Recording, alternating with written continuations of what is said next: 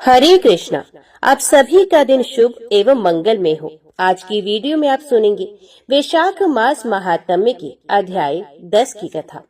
ऋषियों ने कहा, सूत जी, अब हम महात्मा सुव्रत का चरित्र सुनना चाहते हैं। वे महाप्राज्ञ किस गोत्र में उत्पन्न हुए और किसके पुत्र थे? ब्राह्मण सुव्रत की क्या तपस्या थी और किस प्रकार उन्होंने भगवान श्री हरि की आराधना की थी? सूत जी बोले, विप्रगण, मैं सुव्रत के दिव्य एवं पावन चरित्र का वर्णन करता हूँ। ये प्रसंग परम कल्याणकारी तथा भगवान श्री विष्णु की चर्चा से युक्त है। पूर्व कल्प की बात है। नर्मदा के पाप नाशक तट पर अमरकंटक तीर्थ के भीतर कौशिक वंश में एक श्रेष्ठ ब्राह्मण उत्पन्न हुए थे। उनका नाम था सोम शर्मा। उनके कोई पुत्र नहीं था, इस कारण वे बहुत दुखी रहा करते थे। उनकी पत्नी का नाम था सुमना। वे उत्तम व्रत का आचरण करने वाली थी। एक दिन उसने अपने पति को चिंतित देखकर कहा, नाथ, चिंता छोड़िए। चिंता के समान दूसरा कोई दुख नहीं है, क्योंकि वे शरीर को सुखा डालती है। जो उसे त्याग कर यथोचित बर्ताव करता है, वे अनायास ही आनंद में मस्त हो जाता है। विप्रवर, मेरे सामने आप अपनी चिंता का कारण बताइए। सोम शर्मा ने कहा, सुव्रते, ना जाने किस पाप से मैं निर्धन और पुत्रहीन हूँ, यही मेरे दुख का कारण है। सुमना बोली, प्राणनाथ सुनिए, मैं एक ऐसी बात बताती हूँ जो सब संदेहों का नाश करने वाली है। पाप एक वृक्ष के समान है। उसका बीज है लोभ, मोह उसकी जड़ है, असत्य उसका तना और माया उसकी शाखाओं का विस्तार है। दंभ और कुटिलता पत्ती है, कुबुद्धि फूल है और अनृत उसकी गंध है। छल, पाखंड, चोरी, ईर्षा, क्रूरता, कूटनीति और पापाचार से युक्त प्राणी उस मोह मूलक वृक्ष के पक्षी हैं, जो माया रूपी शाखाओं पर बसेरे लेते हैं। अज्ञान उस वृक्ष का फल है और अधर्म को उसका रस बताया गया है। दुर्भाव रूप जल से सींचने पर उसकी वृद्धि होती है। अश्रद्धा उसके फूलने फलने की ऋतु है। जो मनुष्य उस वृक्ष की छाया का आश्रय लेकर संतुष्ट रहता है, उसके पके हुए फलों को प्रतिदिन खाता है और उन फलों के अधर्म रूप रस से पुष्ट होता है, वे ऊपर से कितना ही प्रसन्न क्यों ना हो, वास्तव में पतन की ओर ही जाता है। इसलिए पुरुष को चिंता छोड़कर लोभ का भी त्याग कर देना चाहिए। स्त्री, पुत्र और धन की चिंता तो कभी करनी ही नहीं चाहिए। प्रियतम, कितने ही विद्वान भी मूर्खों के मार्ग का अवलंबन करते हैं। दिन रात मोह में डूबे रहकर निरंतर इसी चिंता में पड़े रहते हैं कि किस प्रकार मुझे अच्छी स्त्री मिले और कैसे मैं बहुत से पुत्र प्राप्त करूं। ब्राह्मण, आप चिंता और मोह का त्याग करके विवेक का आश्रय लीजिए। कोई पूर्व जन्म में ऋण देने के कारण इस जन्म में अपने संबंधी होते हैं और कोई धरोहर हड़प लेने के कारण भी संबंधी के रूप में जन्म लेते हैं। पत्नी, पिता, माता, भृत्य, स्वजन और बांधव सब लोग अपने अपने ऋण बंधन से ही इस पृथ्वी पर उत्पन्न होते हैं। जिसने जिसकी जिस भाव से धरोहर हड़प ली है, वे उसी भाव से उसके यहाँ जन्म लेता है। धरोहर का स्वामी रूपवान और गुणवान पुत्र होकर पृथ्वी पर उत्पन्न होता है और धरोहर के अपहरण का बदला लेने के लिए दारुण दुख देकर चला जाता है। जो किसी का ऋण लेकर मर जाता है, उसके यहाँ दूसरे जन्म में ऋणदाता पुरुष पुत्र, भाई, पिता, पत्नी और मित्र रूप से उत्पन्न होता है। वे सदा ही अत्यंत दुष्टतापूर्ण बर्ताव करता है। गुणों की ओर तो वे कभी देखता ही नहीं। क्रूर स्वभाव और निष्ठुर आकृति बनाए अपने स्वजनों को सदा कठोर बातें सुनाया करता है। प्रतिदिन मीठी मीठी वस्तुएं स्वयं खाता है। घर में रहते हुए धन का बलपूर्वक उपभोग करता है और रोकने पर कुपित हो जाता है। विप्रवर, अब मैं आपके सामने शत्रु स्वभाव वाले पुत्र का वर्णन करती हूँ। वे बाल्यावस्था से ही सदा शत्रु का सा बर्ताव करता है। खेल कूद में भी पिता माता को मार मार कर भागता है और बारंबार हंसा करता है। क्रोध युक्त स्वभाव को लेकर ही बड़ा होता है। सदा वैर के काम में लगा रहता है। ये प्रतिदिन पिता और माता की निंदा करता है। फिर विवाह संबंध हो जाने पर नाना प्रकार से धन का अपव्यय करता है। घर और खेत आदि सब मेरा ही है, तुम लोग कौन हो मेरा हाथ रोकने वाले? यो कहकर पिता और माता को प्रतिदिन पीटता रहता है। उनकी मृत्यु के पश्चात न वे श्राद्ध करता है और न कभी दान ही देता है। ऐसे बहुत तेरे पुत्र इस पृथ्वी पर उत्पन्न होते रहते हैं। अब मैं उस पुत्र का वर्णन करती हूँ जिसके द्वारा प्रिय वस्तु की प्राप्ति होती है। वैसा बालक बचपन से ही माता पिता का प्रिय करता है। बड़ा होने पर भी उनके प्रिय साधन में लगा रहता है और सदा अपनी भक्ति से माता पिता को संतुष्ट रखता है। स्नेह से, मीठी वाणी से तथा प्रिय लगने वाली बातचीत से उन्हें प्रसन्न रखने की चेष्टा करता है। माता पिता की मृत्यु के पश्चात संपूर्ण श्राद्ध कर्म और पिंडदान आदि का कार्य करता है तथा उनकी सदगति के लिए तीर्थ यात्रा भी करता है। प्रियतम, अभी इस समय आपके सामने उदासीन पुत्र का वर्णन करती हूँ। विप्रवर, उदासीन बालक सदा उदासीन भाव से ही रहता है। वे ना कुछ देता है, ना कुछ लेता है, न रुष्ट होता है, न संतुष्ट। इस प्रकार मैंने पुत्रों के संबंध में सब कुछ बता दिया। पुत्रों की ऐसी ही गति है, जैसे पुत्र होते हैं वैसे ही पिता, माता, पत्नी, बंधु बांधव तथा भृत्य आदि अन्य लोग भी बताए गए हैं। इनमें भी शत्रु, मित्र और उदासीन आदि भेद होते हैं। मनुष्यों की तो बात ही क्या है, पशु, घोड़े, हाथी, भैंस आदि भी ऐसे ही होते हैं। नौकरों की भी यही स्थिति है। ये सब ऋण के संबंध से ही प्राप्त होते हैं। हम दोनों ने पूर्व जन्म में ना तो किसी से ऋण लिया है, ना किसी की धरोहर ही हड़पी है। इतना ही नहीं, हमने किसी के साथ वैर भी नहीं किया है, इसलिए हमें धन और पुत्र आदि किसी भी वस्तु की प्राप्ति नहीं हुई है। ये जानकर आप शांति धारण करें और व्यर्थ की चिंता छोड़ दें। आपने किसी को दान नहीं दिया है, तब धन कैसे आए? अतः प्राणनाथ, दुखी ना होइए। द्विज श्रेष्ठ, जिस पुरुष को धन मिलना निश्चित है, उसके हाथ में अनायास ही धन आ जाता है। मनुष्य उस धन की बड़े यत्न से रक्षा करता है, किंतु जब वे जाने को होता है तब चला ही जाता है। ऐसा समझकर आप शांत हो जाइए, निरर्थक चिंता छोड़िए। महान मोह से विवेक शून्य हुए मानव पाप में असचित होकर कहने लगते हैं कि ये घर, ये पुत्र और ये स्त्रियां मेरी हैं। किंतु प्राणनाथ, संसार का ये बंधन सदा झूठा ही दिखाई देता है। सोम शर्मा बोले, कल्याणी, तुम ठीक कहती हो। तुम्हारा ये वचन सब प्रकार के संदेहों का नाश करने वाला है। तथापि सत्य के ज्ञाता साधु पुरुष वंश की इच्छा रखती हैं। प्रिय, मुझे पुत्र की चिंता है। जी में आता है जिस किसी उपाय से संभव हो मैं पुत्र अवश्य उत्पन्न करूं। सुमना ने कहा, महाभाग, एक ही विद्वान पुत्र श्रेष्ठ है। बहुत से गुणहीन पुत्रों को लेकर क्या करना है? एक ही पुत्र कुल का उद्धार करता है, दूसरे तो केवल कष्ट देने वाले होते हैं। पुण्य से ही पुत्र प्राप्त होता है, पुण्य से ही अच्छा कुल मिलता है तथा पुण्य से ही उत्तम गर्भ की प्राप्ति होती है। इसलिए आप पुण्य का अनुष्ठान कीजिए। प्राणनाथ, पुण्य कर्म करने वाले मनुष्य ही सुख राशि का उपभोग करते हैं। सोम शर्मा बोले, भद्रे, मुझे पुण्य का अनुष्ठान बताओ। उत्तम पुण्य कैसे होता है? पुण्य के लक्षणों का वर्णन करो। सुमना ने कहा, प्राणनाथ, पुरुष या स्त्री को सदा जिस प्रकार बर्ताव करना चाहिए तथा जिस प्रकार पुण्य करने से कीर्ति, पुत्र, प्यारी स्त्री और धन की प्राप्ति होती है, वे सब मैं बताती हूँ तथा पुण्य का लक्षण भी कहती हूँ। ब्रह्मचर्य, तपस्या, पंच यज्ञों का अनुष्ठान, दान, नियम, क्षमा, शौच, अहिंसा, उत्तम शक्ति और चोरी का भाव, ये 10 पुण्य के अंग हैं। इनके अनुष्ठान से धर्म की पूर्ति करनी चाहिए। धर्मात्मा पुरुष मन, वाणी और शरीर तीनों की क्रिया से धर्म का संपादन करता है। फिर वे जिस वस्तु का चिंतन करता है, वे दुर्लभ होने पर भी उसे प्राप्त हो जाती है।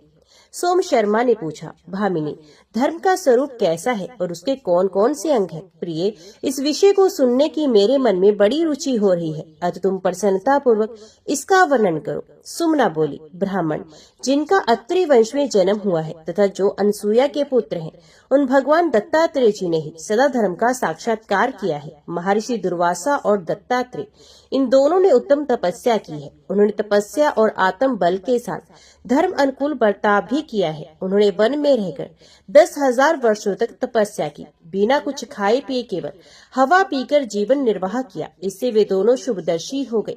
तत्पश्चात उतने ही समय तक उन दोनों ने पंच अग्नि सेवन किया। उसके बाद वे जल के भीतर खड़े हो उतने ही वर्षों तक तपस्या में लगे रहे। यतिवर दत्तात्रेय और मुनिश्रेष्ठ दुर्वासा बहुत दुर्बल हो गए। तब मुनिवर दुर्वासा के मन में धर्म के प्रति बड़ा क्रोध हुआ। इसी समय बुद्धिमान धर्म साक्षात वहां आ पहुँचे। उनके साथ ब्रह्मचर्य और तप आदि भी मूर्तिमान होकर आए। सत्य, ब्रह्मचर्य, तप और इंद्रिय संयम ये उत्तम एवं विद्वान ब्राह्मण के रूप में आए। नियम ने महाप्राज्ञ पंडित का रूप धारण कर रखा था और दान अग्निहोत्री का स्वरूप धारण किए महर्षि दुर्वासा के निकट उपस्थित हुआ था। क्षमा, शांति, लज्जा, अहिंसा और अकल्पना ये सब स्त्री रूप धारण किए वहां आई थी।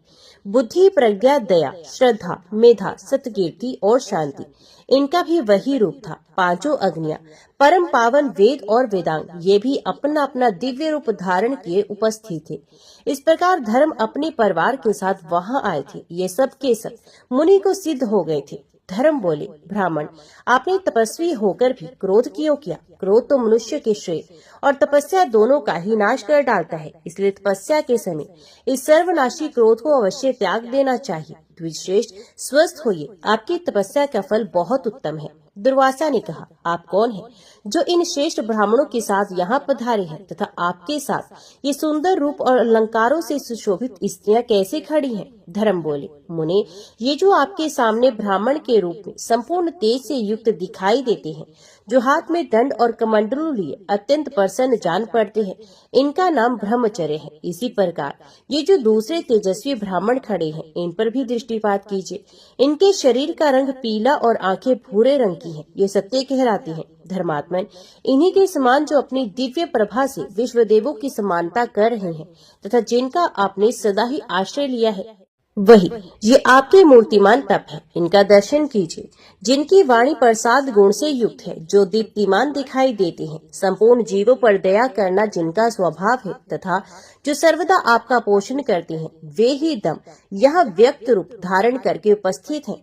जिनके मस्तक पर जटा है, जिनका स्वभाव कुछ कठोर जान पड़ता है, जिनके शरीर का रंग कुछ पीला है, जो अत्यंत तीव्र और महान सामर्थ्यशाली प्रतीत होते हैं तथा जिन्होंने श्रेष्ठ ब्राह्मण का रूप धारण कर हाथ में तलवार ले रखी है, वे पापों का नाश करने वाले नियम है, जो अत्यंत श्वेत और महान दीप्तिमान है, जिनके शरीर का रंग शुद्ध स्फटिक मणि के समान जान पड़ता है, जिनके हाथ में जल से भरा कमंडलू है तथा जिन्होंने दातून ले रखी है, वे सोच ही यहाँ ब्राह्मण का रूप धारण करके आए हैं। स्त्रियों में सुश्रूषा है, जो सत्य से विभूषित परम सौभाग्यवती और अत्यंत साध्वी है, जिसका स्वभाव अत्यंत धीर है, जिसके सारे अंगों में प्रसन्नता टपक रही है, जिसका रंग गोरा है और मुख पर हास्य की छटा छा रही है। ये कमल लोचना सरस्वती है। द्विश्रेष्ठ, ये दिव्य आभूषणों से युक्त क्षमा उपस्थित है, जो परम शांत, सुस्थिर और अनेकों मंगल में विधानों से सुशोभित है। महाप्राज्ञ, तुम्हारी ज्ञान स्वरूपा शांति भी दिव्य आभूषणों से विभूषित होकर यहाँ आई है। ये तुम्हारी प्रज्ञा है, जो परोपकार में संलग्न, सत्य परायण तथा स्वल्प भाषण करने वाली है। ये क्षमा के साथ बड़ी प्रसन्न रहती है। इस यशस्विनी के शरीर का वर्ण श्याम है, जिसका शरीर तपाए हुए सोने के समान उद्दीप्त दिखाई दे रहा है। ये महाभागा अहिंसा है। ये अत्यंत प्रसन्न और अच्छी मंत्रणा से युक्त है। ये यत्र तत्र दृष्टि नहीं डालती, ज्ञान भाव से आक्रांत हो सदा तपस्या में लगी रहती है। महाभाग, ये देखिए, आपकी श्रद्धा भी आई है, जो नाना प्रकार की बुद्धि से आक्रांत और अनेकों ज्ञानों से आकुल होने पर भी सुस्थिर है। ये श्रद्धा मनोहर और मंगलमय है, सबका शुभ चिंतन करने वाली, संपूर्ण जगत की माता, ये सीखनी तथा गौर वर्णा है। इधर ये मेधा उपस्थित है, जिसके शरीर का रंग हंस और चंद्रमा के समान श्वेत है, गले में मोतियों का हार लटक रहा है और हाथ में पुस्तक तथा स्फटिकाक्ष की माला शोभा पाती है। ये प्रज्ञा है, और जो सदा ही अत्यंत प्रसन्न रहा करती है। ये प्रज्ञा देवी पीत वस्त्र से शोभा पा रही है। द्विश्रेष्ठ, जो त्रिभुवन का उपकार और पोषण करने में अद्वितीय है, जिसके शील की सदा प्रशंसा होती रहती है, वे दया भी आपके पास आई है। ये वृद्धा परम विदुषी, तपस्विनी, भाव की भार्या और मेरी माता है। सुव्रत, मैं आपका मूर्तिमान धर्म हूँ, ऐसा समझकर शांत होइए और मेरी रक्षा कीजिए। विप्रवर, आप कुपित क्यों हो रहे हैं? दुर्वासा ने कहा, देव, जिससे मुझे क्रोध हुआ है वे कारण सुने। मैंने इंद्रिय संयम और शौच आदि कलेश में साधनों द्वारा अपने शरीर का शोधन किया तथा तपस्या की, किंतु ऐसा करने पर भी देख रहा हूँ केवल मेरे ही ऊपर आपकी दया नहीं हो रही है। धर्मराज, मैं आपके इस बर्ताव को न्याय युक्त नहीं मानता, यही मेरे क्रोध का कारण है, दूसरा कुछ भी नहीं। इसलिए मैं आपको 3 शाप दूंगा। धर्म, अब आप राजा और दासी पुत्र हुए, साथ ही स्वेच्छा अनुसार चांडाल योनि में भी प्रवेश कीजिए। इस प्रकार 3 शाप देकर द्विज शेष दुर्वासा चले गए। सोम शर्मा ने पूछा, भामिनी, महात्मा दुर्वासा का शाप पाकर धर्म की क्या अवस्था हुई? उन शापों का उपभोग उन्होंने किस प्रकार किया? यदि जानती हो तो बताओ। सुमना बोली, प्राणनाथ, धर्म ने भारत वंश में राजा युधिष्ठिर के रूप में जन्म ग्रहण किया। दासी पुत्र होकर जब वे उत्पन्न हुए तब विदुर नाम से उनकी प्रसिद्धि हुई। अब तीसरे शाप का उपभोग बताती हूँ। जिस समय महर्षि विश्वामित्र ने राजा हरिश्चंद्र को बहुत कष्ट पहुँचाया, उस समय परम बुद्धिमान धर्म चांडाल के स्वरूप को प्राप्त हुए थे। सोम शर्मा ने कहा, भामिनी, ब्रह्मचर्य के लक्षण का विस्तार पूर्वक वर्णन करो। सुमना बोली, नाथ, सदा सत्य भाषण में जिसका अनुराग है, जो पुण्य आत्मा होकर साधुता का आश्रय लेता है, ऋतुकाल प्राप्त होने पर अपनी स्त्री के साथ समागम करता है, स्वयं दोषों से दूर रहता है और अपने कुल के सदाचार का कभी त्याग नहीं करता, वही सच्चा ब्रह्मचारी है। विशेष ये मैंने गृहस्थ के ब्रह्मचर्य का वर्णन किया है। ये ब्रह्मचर्य गृहस्थ पुरुषों को सदा मुक्ति प्रदान करने वाला है। अब मैं सन्यासियों के ब्रह्मचर्य का वर्णन करूंगी। अब ध्यान देकर सुने। व्यक्ति को चाहिए कि वे इंद्रिय संयम और सत्य से युक्त हो, पाप से सदा डरता रहे तथा स्त्री के संग का परित्याग करके ध्यान और ज्ञान में निरंतर संलग्न रहे। ये जतियों का ब्रह्मचर्य बताया गया। अब आपके समक्ष वानप्रस्थ के ब्रह्मचर्य का वर्णन करती हूँ, सुनिए। वानप्रस्थी को सदाचार से रहना और काम क्रोध का परित्याग करना चाहिए। वे उच्च वृत्ति से जीविका चलाए और प्राणियों के उपकार में संलग्न रहे। वे वानप्रस्थ का ब्रह्मचर्य बताया गया। अब सत्य का वर्णन करती हूँ। जिसकी बुद्धि पराये धन और पराई स्त्रियों को देखकर लोलुपतावश उनके प्रति आसक्त नहीं होती, वही पुरुष सत्यनिष्ठ कहा गया। अब दान का वर्णन करती हूँ। जिससे मनुष्य जीवित रहता है, भूख से पीड़ित मनुष्य को भोजन के लिए अन्न अवश्य देना चाहिए। उसको देने से महान पुण्य होता है तथा दाता मनुष्य सदा अमृत का उपभोग करता है। अपने वैभव के अनुसार प्रतिदिन कुछ न कुछ दान करना चाहिए। सहानुभूतिपूर्ण वचन, तृण, शैया, घर की शीतल छाया, पृथ्वी, जल, अन्न, मीठी बोली, आसन, वस्त्र या निवास स्थान और पैर धोने के लिए जल, ये सब वस्तुएं जो प्रतिदिन अतिथि को निष्कपट भाव से अर्पण करता है, वे इहलोक और परलोक में भी आनंद का अनुभव करता है। जो दान और स्वाध्याय आदि शुभ कर्मों के द्वारा अपने प्रत्येक दिन को सफल बनाता है, वे जगत में मनुष्य होकर भी देवता ही है, इसमें तनिक भी संदेह नहीं। अब मैं सांगोपांग धर्म के साधनभूत उत्तम नियमों का वर्णन करती हूँ। जो देवताओं और ब्राह्मणों की पूजा में संलग्न रहता है, नित्य निरंतर शौच, संतोष आदि नियमों का पालन करता है तथा दान, व्रत और सब प्रकार के परोपकारी कार्यों में योग देता है, उसके इस कार्य को नियम कहा गया है। अब मैं क्षमा का स्वरूप बताती हूँ, सुनिए। दूसरों द्वारा की हुई अपनी निंदा सुनकर अथवा किसी के द्वारा मार खाकर भी जो क्रोध नहीं करता और स्वयं मार खाकर भी मारने वाले व्यक्ति को नहीं मारता, वे क्षमाशील कहलाता है। अब शौच का वर्णन करती हूँ। जो राग द्वेष से रहित होकर प्रतिदिन स्नान और आचमन आदि का व्यवहार करता है और इस प्रकार जो बाहर तथा भीतर से विशुद्ध है, उसे शौच युक्त पवित्र माना गया है। अब मैं अहिंसा का रूप बताती हूँ। विज्ञ पुरुष को किसी विशेष आवश्यकता के बिना एक तिनका भी नहीं तोड़ना चाहिए। संयम के साथ रहकर प्रत्येक जीव की हिंसा से दूर रहना चाहिए और अपने प्रति जैसे बर्ताव की इच्छा होती है, वैसे ही बर्ताव दूसरों के साथ स्वयं भी करना चाहिए। अब शांति के स्वरूप का वर्णन करती हूँ। शांति से सुख की प्राप्ति होती है, अति शांतिपूर्ण आचरण अपना कर्तव्य है। कभी खिन्न नहीं होना चाहिए। प्राणियों के साथ वैर भाव का सर्वथा परित्याग करके मन में भी कभी वैर का भाव नहीं आने देना चाहिए। अब असत्य का स्वरूप बताती हूँ। परधन और पर स्त्री का कदापि अपहरण न करे। मन, वाणी तथा शरीर के द्वारा भी कभी किसी दूसरे की वस्तु लेने की चेष्टा न करे। अब दम का वर्णन करती हूँ। इंद्रियों का दमन करके मन के द्वारा उन्हें प्रकाश देते रहना और उनकी चंचलता का नाश करना चाहिए। इससे मनुष्य में चेतना का विकास होता है। अब मैं शुश्रूषा का स्वरूप बताती हूँ। मन, वाणी और शरीर से गुरु के कार्य साधन में लगे रहना ही शुश्रूषा है। विशेष इस प्रकार मैंने आपसे धर्म का सांगोपांग वर्णन किया। जो मनुष्य ऐसे धर्म में सदा संलग्न रहता है, उसे संसार में पुनः जन्म लेना नहीं पड़ता। ये मैं आपसे सच सच कह रही हूँ। महाप्राज्ञ, ये जानकर आप धर्म का अनुसरण करें। सोम शर्मा ने पूछा, देवी, तुम्हारा कल्याण हो। तुम इस प्रकार धर्म की परम पुण्यमय उत्तम व्याख्या कैसे जानती हो? किसके मुँह से तुमने ये सब सुना है? सुमना बोली, महामते, मेरे पिता का जन्म भार्गव वंश में हुआ है। ये संपूर्ण शास्त्रों के ज्ञान में निपुण है। उनका नाम है महर्षि च्यवन। मैं उन्हीं की कन्या हूँ। वे मुझे प्राणों से भी अधिक प्रिय मानते थे। जिस जिस तीर्थ, मुनि समाज अथवा देवालय में वे जाते, मैं भी उनके साथ वहाँ जाया करती थी। मेरे पिताजी एक मित्र है जिनका नाम है वेद शर्मा। कौशिक वंश में उनका जन्म हुआ है। एक दिन वे घूमते घामते पिताजी के पास आए। उस समय वे बहुत दुखी थे और बारंबार चिंता मगन हो जाते थे। तब उनसे मेरे पिता ने कहा, सुव्रत, मालूम होता है आप किसी दुख से संतप्त हैं। आपको दुख कैसे प्राप्त हुआ? मुझे इसका कारण बताइए। ये सुनकर वेद शर्मा ने कहा, मेरी स्त्री बड़ी साध्वी और पतिव्रता है, किंतु अब तक उसे कोई पुत्र नहीं हुआ।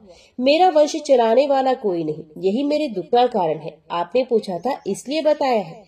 इसी बीच में कोई सिद्ध पुरुष मेरे पिता के आश्रम पर आए। पिताजी और वेद शर्मा दोनों ने खड़े होकर भक्ति पूर्वक सिद्ध का पूजन किया, भोजन आदि उपचारों और मीठे वचनों से उनका स्वागत किया। फिर आपने पहले जिस प्रकार प्रश्न किया था उसी प्रकार उन दोनों ने भी सिद्ध से अपने मन की बात पूछी। तब धर्मात्मा सिद्ध ने मेरे पिता और उनके मित्र से इस प्रकार कहा, धर्म के अनुष्ठान से ही स्त्री पुत्र और धन धान्य की प्राप्ति होती है। उनके उपदेश से वेद शर्मा ने धर्म का अनुष्ठान पूरा किया। उस धर्म से उन्हें महान सुख और सुयोग्य पुत्र की प्राप्ति हुई। उन सिद्ध महात्मा के सत्संग से धर्म के विषय में मेरी बुद्धि का ऐसा निश्चय ज्ञान हुआ है। सोम शर्मा ने पूछा, प्रिय, धर्म से कैसे मृत्यु और कैसे जन्म होता है? शास्त्र के अनुसार उस मृत्यु और जन्म का लक्षण जैसा निश्चित किया गया हो वे सब मुझे बताओ। सुमना बोली, प्राणनाथ, जिसने सत्य, शौच, क्षमा, शांति, तीर्थ और पुण्य आदि के द्वारा धर्म का पालन किया है उसकी मृत्यु का लक्षण बताती हूँ। धर्मात्मा पुरुष को मृत्यु के समय कोई रोग नहीं होता, उसके शरीर में कोई पीड़ा नहीं होती, श्रम, ग्लानि, स्वेद और भ्रांति आदि उपद्रव भी नहीं होते। गीत, ज्ञान, विशारद, दिव्य रूपधारी गंधर्व और वेद पाठी ब्राह्मण उसके पास आकर मनोहर स्तुति किया करते हैं। वे स्वस्थ रहकर सुखदायक आसन पर विराजमान होता है। ऐसा भी हुआ करता है कि धर्मपरायण बुद्धिमान पुरुष मृत्यु काल में स्नान के लिए तीर्थ स्थान में पहुंचा हो। अग्निहोत्र गृह, गौशाला, देव मंदिर, बगीचा, पोखरा, पीपल या बड़ का वृक्ष तथा पाकर अथवा बेल का पेड़ ये मृत्यु के लिए पवित्र स्थान माने गए। धर्मात्मा पुरुष धर्मराज के दूतों को प्रत्यक्ष देखता है। वे स्नेह से युक्त और मुस्कुराते हुए दिखाई देते हैं। वे मरने वाला जीव स्वप्न, मोह तथा क्लेश के अधीन नहीं होता। धर्मराज के दूत उससे कहते हैं, महाभाग, परम बुद्धिमान धर्मराज आपको बुला रहे हैं। दूतों की ये बात सुनकर उसे मोह और संदेह नहीं होता, उसका चित्त प्रसन्न हो जाता है। विज्ञान से संपन्न हो भगवान श्री विष्णु का स्मरण करता है और संतुष्ट एवं हृष्ट चित्त होकर उन दूतों के साथ चला जाता है। सोम शर्मा ने पूछा, भद्रे, पापियों की मृत्यु किन लक्षणों से युक्त होती है, इसका विस्तार के साथ वर्णन करो। सुमना बोली, प्राणनाथ सुनिए, मैं महापाप की मनुष्यों की मृत्यु के स्थान और चेष्टा का वर्णन करती हूँ। दुष्टात्मा पुरुष विष्टा और मूत्र आदि अपवित्र वस्तुओं से युक्त पापियों से भरे हुए भूभाग में रहकर बड़े दुख से प्राण त्याग करता है। चांडाल के स्थान पर जाकर दुख पूर्वक मरता है। गधों से घिरी हुई भूमि में वैश्या के भवन में तथा चमार के घर में जाकर वे मृत्यु को प्राप्त होता है। हड्डी, चमड़े और नखों से भरी हुई पृथ्वी पर पहुंचकर दुष्टात्मा पुरुष की मृत्यु होती है। अब मैं उसे ले जाने की इच्छा से आए हूँ। यमदूतों की चेष्टा का वर्णन करती हूँ। वे अत्यंत भयानक, घोर, दारुण रूप धारण किए आते हैं। उनके शरीर अत्यंत काले, पेट लंबे लंबे और आंखें कुछ कुछ पीली होती हैं। कोई पीले, कोई नीले, कोई अत्यंत सफेद होती हैं। पापी मनुष्य उन्हें देखकर कांप उठता है। उसके शरीर से बारंबार पसीना छूटने लगता है। सोम शर्मा ने पूछा, कल्याणी, मैं किस प्रकार सर्वज्ञ और गुणवान पुत्र प्राप्त कर सकूंगा? सुमना बोली, स्वामी, आप महामुनि वशिष्ठ जी के पास जाइए, वे धर्म के ज्ञाता है, उन्हीं से प्रार्थना कीजिए। उनसे आपको धर्मज्ञ एवं धर्म वत्सल पुत्र की प्राप्ति होगी। पत्नी के योग कहने पर द्विज श्रेष्ठ सोम शर्मा सब बातों के जानने वाले तेजस्वी और तपस्वी महात्मा वशिष्ठ जी के पास गए। वे गंगा जी के तट पर स्थित अपने पवित्र आश्रम में विराजमान थे। सोम शर्मा ने बड़ी भक्ति के साथ बारंबार उन्हें दंडवत प्रणाम किया। तपाप रहित महातेजस्वी ब्रह्मापुत्र वशिष्ठ जी उनसे बोले, महामते, इस पवित्र आसन पर सुख से बैठो। ये कहकर उन योगीश्वर ने पूछा, महाभाग, तुम्हारे पुण्यक्रम और अग्निहोत्र आदि कार्य कुशल से तो रहे ना? शरीर से तो निरोग रहते हो ना? धर्म का पालन तो सदा करते ही होगे। द्विश्रेष्ठ बताओ, मैं तुम्हारी कौन सी प्रिय कामना पूर्ण करूं? इस प्रकार संभाषण करके वशिष्ठ जी चुप हो गए। तब सोम शर्मा ने कहा, तात, किस पाप के कारण मुझे दरिद्रता का कष्ट भोगना पड़ता है? मुझे पुत्र का सुख क्यों नहीं मिलता? इस बात का मेरे मन में बड़ा संदेह है। किस पाप से ऐसा हो रहा है, ये बताइए। महामते, मैं महान पाप से मोहित एवं विवेक शून्य हो गया हूँ तथा अपनी प्यारी पत्नी के समझाने और भेजने से आपके पास आया हूँ। वशिष्ठ जी ने कहा, महाप्राज्ञ, तुम पूर्व जन्म में शूद्र थे। तुमने धर्माधर्म का ज्ञान नहीं था। तुम बड़े लोभी थे। तुम्हारे एक स्त्री और बहुत से पुत्र थे। तुम दूसरों के साथ सदा द्वेष रखते थे। तुमने सत्य का कभी श्रवण नहीं किया था, तीर्थों की यात्रा नहीं की थी। तुमने एक ही काम किया था, खेती करना। बार बार तुम उसी में लगे रहते थे। तुम पशुओं का पालन भी करते थे। पहले गाय पालते थे, फिर भैंस और घोड़ों को भी पालने लगे। तुमने अन्न को बहुत महंगा कर रखा था। तुम इतने निर्दयी थे कि कभी किसी को किंचित भी दान नहीं देते थे। देवताओं की पूजा नहीं की, पर्व आने पर ब्राह्मणों को धन नहीं दिया तथा श्राद्ध काल उपस्थित होने पर भी तुमने श्रद्धा पूर्वक कुछ नहीं किया। तुम्हारी साध्वी स्त्री कहती थी, आज श्राद्ध का दिन है, ये ससुर के श्राद्ध का समय है और ये सास के। महामते, उसकी ये बातें सुनकर तुम घर छोड़ कहीं अनंतर भाग जाते थे। तुमने धर्म का मार्ग ना कभी देखा ना सुना। लोभी तुम्हारी माता, लोभी पिता, लोभी भ्राता और लोभी स्वजन एवं बंधु था। तुमने सदा के लिए धर्म को तिलांजलि देकर एकमात्र लोभ का ही आश्रय ले लिया था, इसलिए तुम दुखी और गरीबी से पीड़ित हुए हो। तुम्हारे हृदय में प्रतिदिन महातृष्णा बढ़ती जाती थी। रात में सो जाने पर भी तुम सदा धन की ही चिंता में लगे रहते थे। इस प्रकार हजार लाख करोड़ अरब खरब और 10 खरब सोने की मोहरें तुम्हें प्राप्त हो गई, फिर भी तृष्णा तुम्हारा पिंड नहीं छोड़ती थी, वे सदा बढ़ती ही रहती थी। तुमने कभी दान होम या धन का उपभोग भी नहीं किया। जितना कमाया सब जमीन के अंदर गाड़ दिया।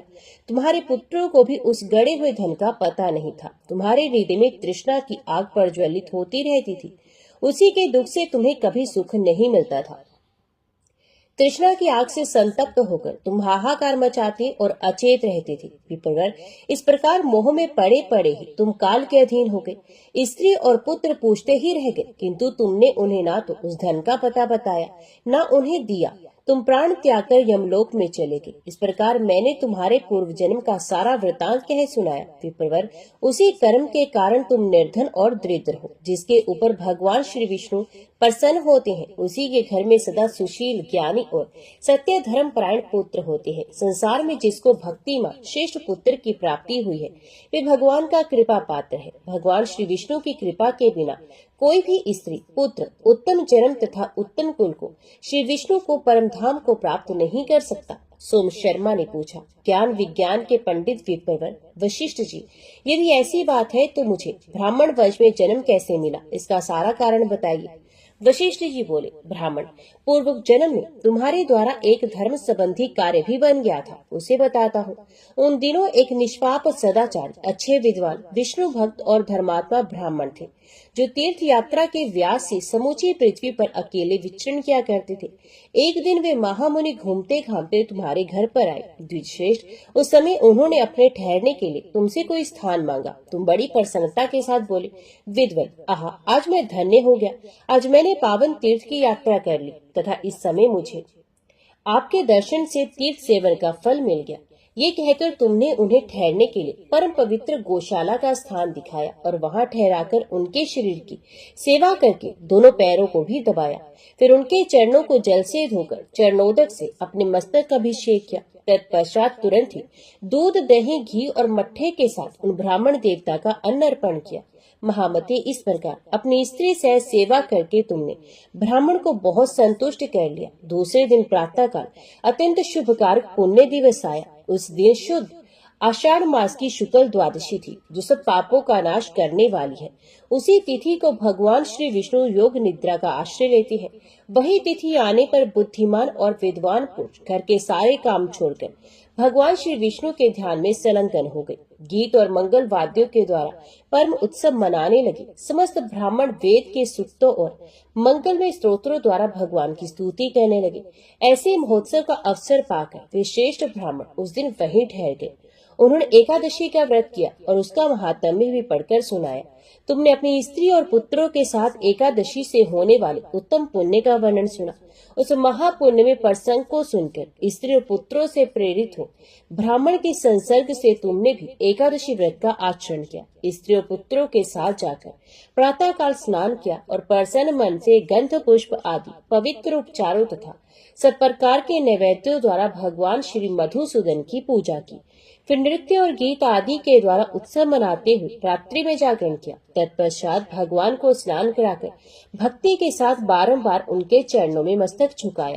और महात्मा ब्राह्मण के दिए हुए भगवान के चरणोदक का पान किया, जो परम शांति प्रदान करने वाला है। इसके बाद ब्राह्मण को भक्ति पूर्वक प्रणाम करके तुमने उन्हें उत्तम दक्षिणा दी और पुत्र एवं पत्नी आदि के साथ व्रत का पारण किया।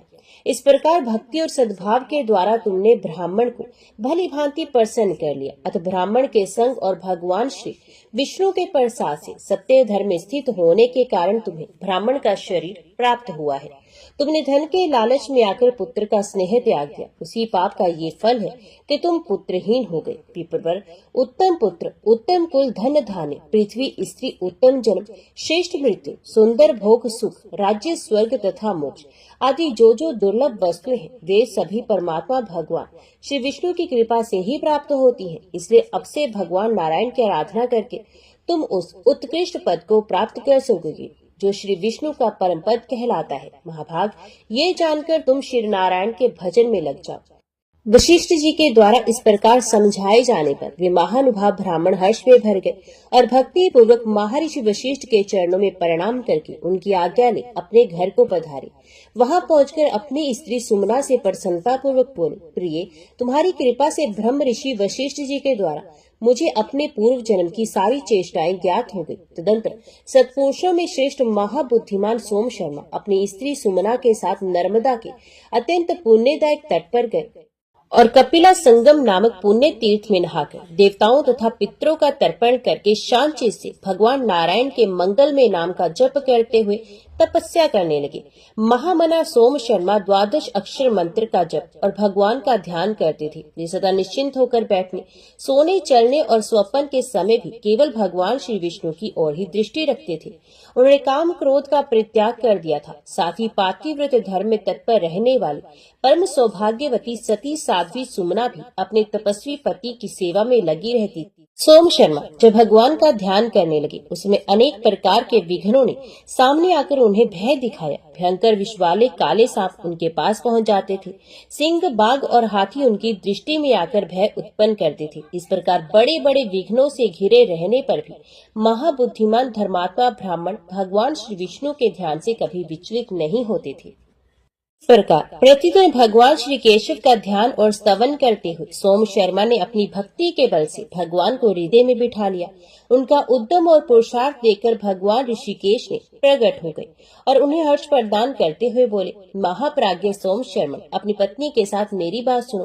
विप्रवर, मैं वासुदेव हूँ, सुव्रत, तुम मुझसे कोई उत्तम वर मांगो। श्री भगवान का ये कथन सुनकर द्विज श्रेष्ठ सोम शर्मा ने अपने नेत्र खोले। देखा तो विश्व के स्वामी श्री भगवान दिव्य रूप धारण किए सामने खड़े हैं। उनके शरीर की कांति मेघ के समान श्याम है। महान, अभी उदयशाली और सब प्रकार के आभूषणों से विभूषित है। संपूर्ण आयुध उनकी शोभा बढ़ा रहे हैं। उनका श्री विग्रह दिव्य लक्षणों से संपन्न है। नेत्र खीरे हुए कमल के समान है। पीत वस्त्र श्रीअंगों की शोभा बढ़ा रहा है। देवेश्वर भगवान श्री विष्णु शंख, चक्र और गदा धारण किए गरुड़ पर विराजमान है। वे इस जगत तथा ब्रह्मा आदि के भी भली भांति भरण पोषण करने वाले हैं। ये विश्व उन्हीं का स्वरूप है। वे सनातन रूप धारण करने वाले हैं। वे विश्व से अतीत निराकार परमात्मा है। भगवान को इस रूप में उपस्थित देख विप्रवर सोम शर्मा महान हर्ष में भर गए और सैकड़ों सूर्य के समान तेजस्वी एवं लक्ष्मी सहित शोभा पाने वाले श्री भगवान को साष्टांग प्रणाम करके दोनों हाथ जोड़े अपनी स्त्री सुमना के साथ उनकी स्तुति करने लगे। हे देव जगन्नाथ, आपकी जय हो। सबको सम्मान देने वाले लक्ष्मीपति, आपकी जय हो।